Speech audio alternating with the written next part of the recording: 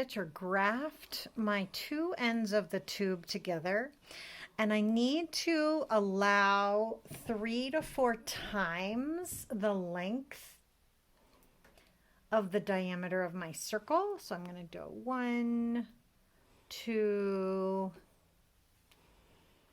3 and a bit.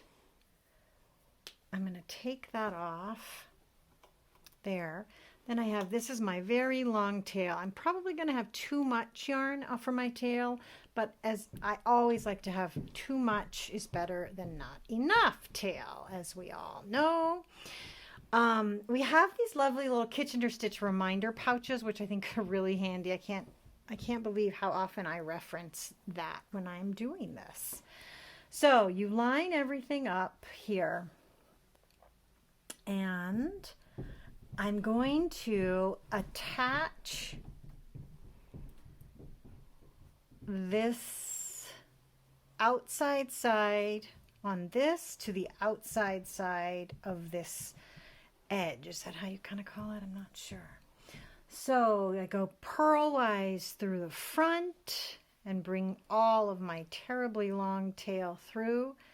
And I go knitwise through the back is the setup for the grafting move. I come back to the front. All these extra needles are kind of in the way here. You got to figure out a way to make those less in the way there. There we go. And then we're going to go front stitch, knit off, next stitch, purl, keep on, and bring my yarn through, and then back. Here I am at the end of the Kitchener bind off, and I just wanted to say a little tip here.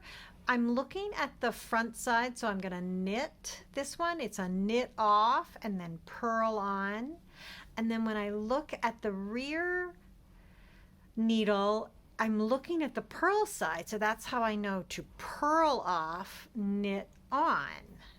So that's just another way to remember that Kitchener stitch. Sometimes it's so hard to remember what you do when, and I think that that's a really good way to remember it. Here I am, almost finished.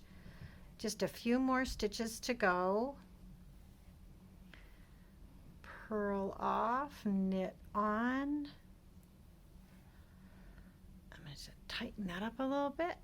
Knit off, purl on, purl off, knit on, and then my last 2 stitches, getting ready to graft those 2 stitches together. I'm going to knit off, and I'm going to purl off.